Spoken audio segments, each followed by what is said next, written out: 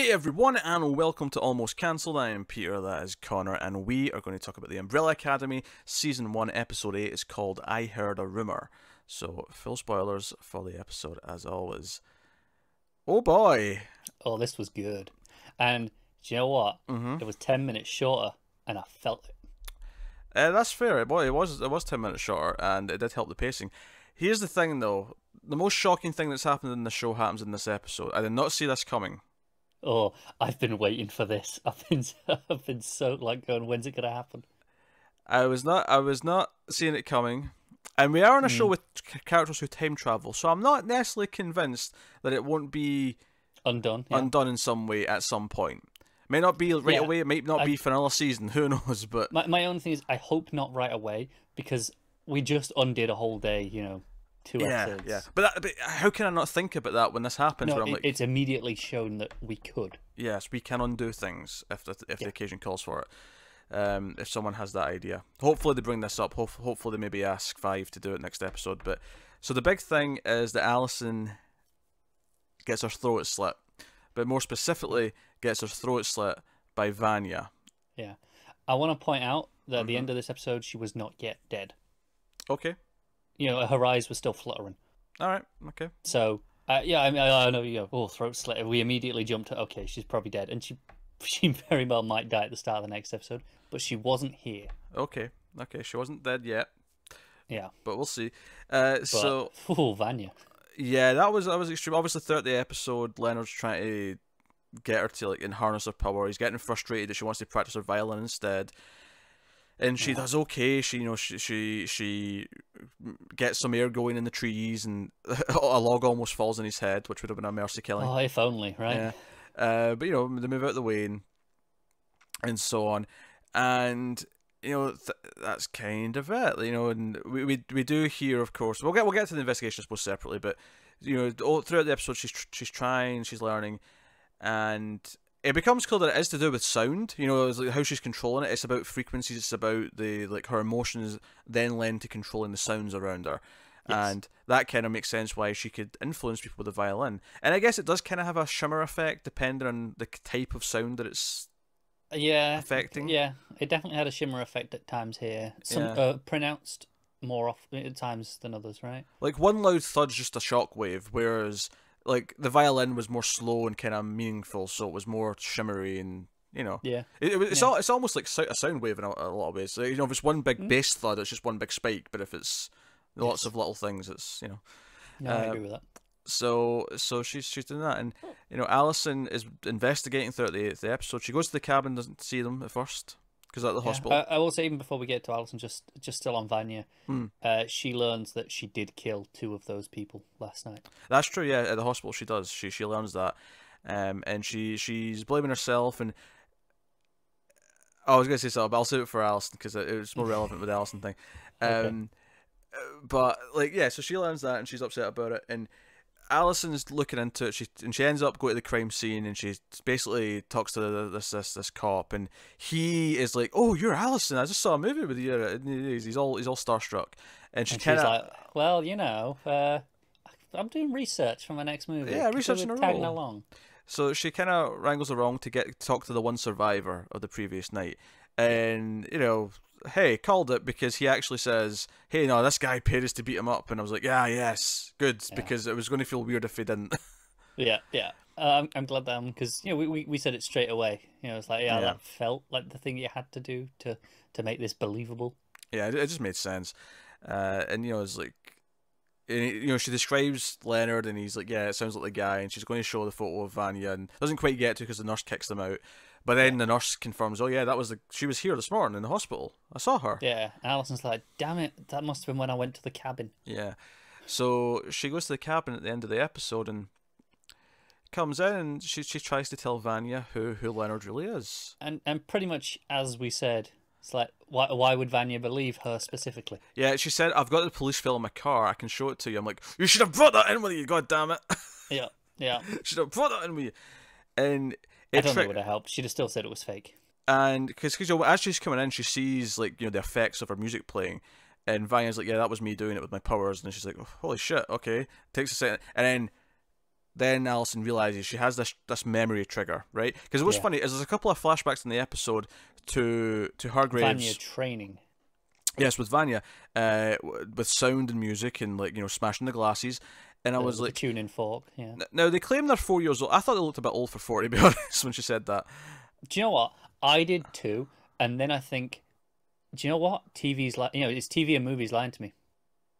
About the age, because I was like, no, I know a 4-year-old, and this is about what they look like. Why do you know a 4-year-old?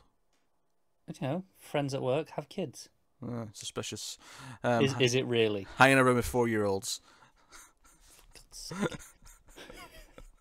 Look, you do not want to go down that path on YouTube right now.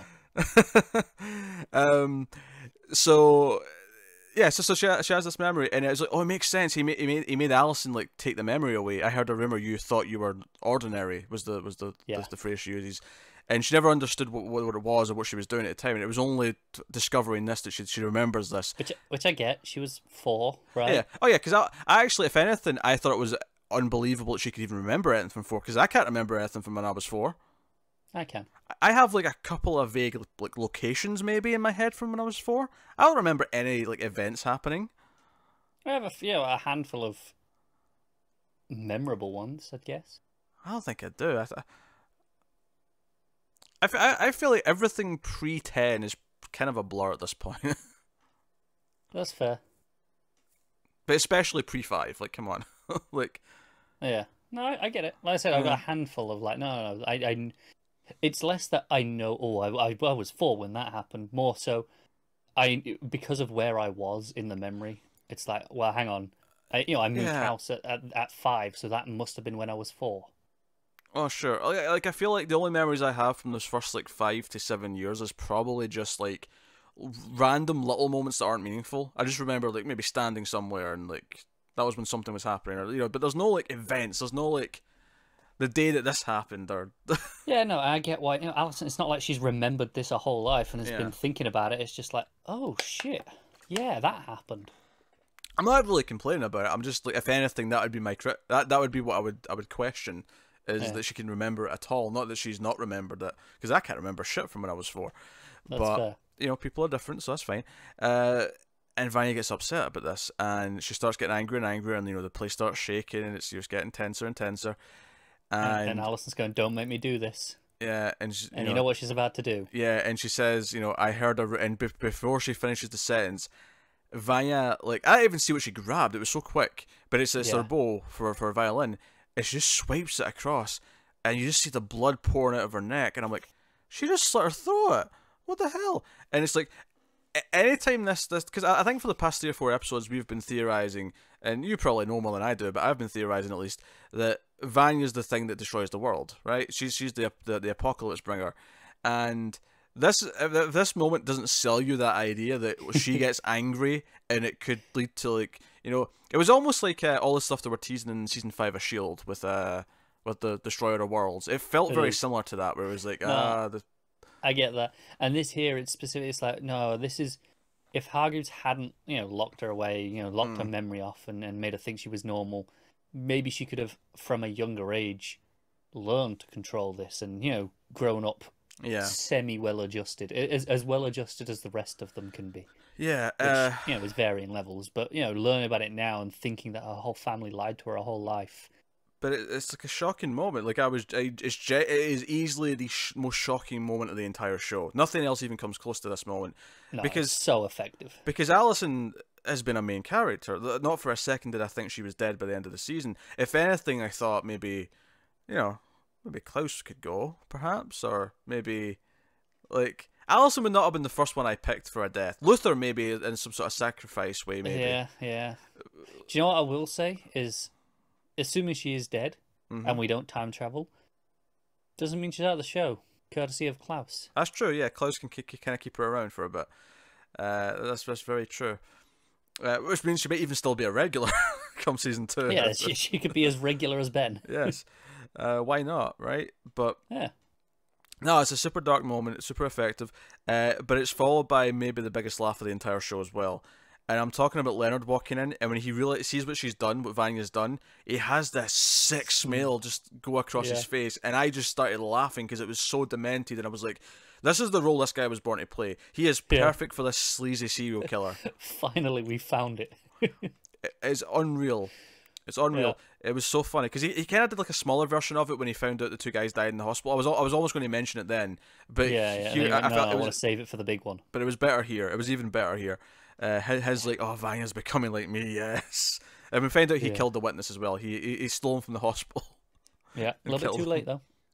A little bit too late because they know something's up, but they don't know he's not there to give more details. So no, that's true. But he grabs her and says, "No, we need to go now. We need to go now." And obviously, we don't get a whole lot of the rest of the family. We see that Diego gets given the key by the cop. He gets out of the cell, and they kind of assemble. They go find Luther, who's woken up from his one-night stand and feeling like shit. And they find him in a barn. Diego's trying to convince him, no, we all have to go and get save the world together. And he leaves out the Allison part until quite late in the conversation, which leads to the big laugh of the scene, actually, because he says, oh no, we found out that Vanya's boyfriend is secretly this serial killer dude, and Allison went to go and deal with it herself. And he's like, why didn't you start with that? And he just gets up and smacks the table and just storms out. It's like there's no his hinges on the way out. There's no convincing to be done. If he just opened with that, they wouldn't have had the debate at all. Like, end of the world, yada yada yada. End of the world. You're meant to save it. You're a hero, Luther. You're meant to be this. No, Allison's in danger. Oh yeah, which is the heartbreaking thing because I actually didn't think we'd get the scene of them finding the body this episode, so I was surprised. Yeah. I thought it would just end with them in the car driving towards and end it sort of in a somber note. No, but they get there. They get there, and Luther holding her and just like crying his eyes out, and everyone just kind of being in shock, including Ben. Yeah. No, it was so effectively done. This final 5 minutes. It was. No, it was really good, and I think one of the reasons why this is maybe the best episode of the show so far is that it was not only was it 10 minutes shorter, it was also so focused in the sense that there was a clear ABC plot. It was actually a D plot as well, admittedly, but like in the sense where Vanya Leonard and then Allison are the A and B plots, right? Which merge at the end. Those are the two main plots. You have a very small C plot of the rest of the family coming to get them, right? But that mostly set up in the first half, and then you don't see them for most of the episode. It's a very minor plot. I'd say there's a D plot because you still have Hazel and that side of things going on. But that's how typically TV shows should feel, is that you have a main A plot, a B plot that still feels pretty big, and then a small C plot. And then you rotate who's there throughout them. This show's kind of suffered by having saying, no, everything's equal every episode. We have 5 C plots every episode, and it's kind of made it, It has. It's still been overall enjoyable. Yeah. Like I'm still into the show, but it's definitely had some issues in that regard. Definitely, the length of the episodes has been a bit of an issue, but that's my main complaint with this show, and it's not been enough to hurt my enjoyment of it. Unless it shits the ending somehow, that's probably going to be our biggest complaint. Yeah, the last 2 episodes are the shortest too. Actually, they're both under 50 minutes. I think they're about 45 each. Which after before we started this show, because we schedule it, we look at how long are all the episodes, so we know what to expect. And it was all an hour long until these last couple, and it got shorter. And I got a little bit concerned because usually you want the extra length at the end. But after this episode, seeing shaving off that time, it's been a running complaint we've had for most of the season, and then this here 10 minutes proving that no, this was better. It's left me much more excited for these shorter episodes. Going, okay, these could be the standouts. Yeah, it's kind of cruel. We never really got to hear her in present day say, I heard a rumor about something. We never got to see her use her power. She cut her off before she could finish it, literally. Yeah. It was funny because, at the start of the season, we were like, oh, I can't wait to see the event that makes her do it. And this was the one that made her snap. But it never happened. Because I realised that this episode opens with flashback like a year ago. Actually, minor complaint about the flashback, actually. Oh? American complaint. The scene itself is fine. It's her with her daughter, and her daughter's demanding another story, and she ends up saying, I heard a rumour that you were tired and wanted to go to sleep. And the kid's like, okay, I'm sleepy, mommy. And it's innocent enough for what it is. But it was the way the dad was just sort of at the door after this, and it was just such a cliche moment of him catching her do the thing, and he's like, I can explain! Explain what? What do you mean you can explain? See, I'm okay with it because you get the impression, no, this isn't the first time that's happened. They've Sure. already had this conversation of we're not doing this anymore. The moment just felt a bit cliche to me. That's all. I get that. Just that Yeah. moment. I think if it had played as, oh no, this is the first time she did it, then I'd understand. Because I still think this is the best episode of the show, despite that complaint. And I would also maybe leverage the complaint that the Hazel stuff and Cha-Cha stuff should have just not been in the episode. Yeah, I agree. I feel like that should have been better served, maybe squeezed into either the last one or maybe the next one, depending on what's happening. Yeah. Because it's not so much that those scenes are bad. Like, he drops off, I think it's Agnes, or the name is the waitress. Yes. And it's like, oh, I need to go deal with something first, because he's feeling bad that the world's going to end. So I don't know if he's coming to help or if he's going to try and take out Cha-Cha so they're not always running or whatever. Yeah, but, I could see it going either way. Yeah.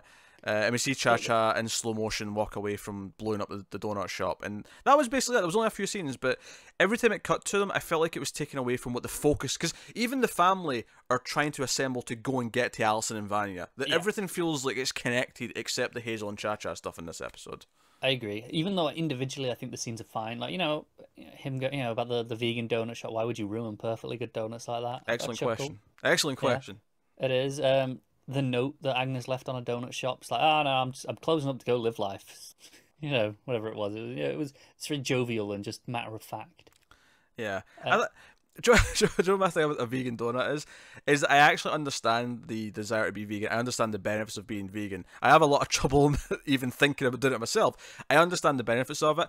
I don't quite get making a substitute for something that's supposed to be junk food, because it's like, well, the whole point of a donut is that it's really tasty. You're not supposed to get any value out of it. So doing a healthy version is just like, well, there's no point.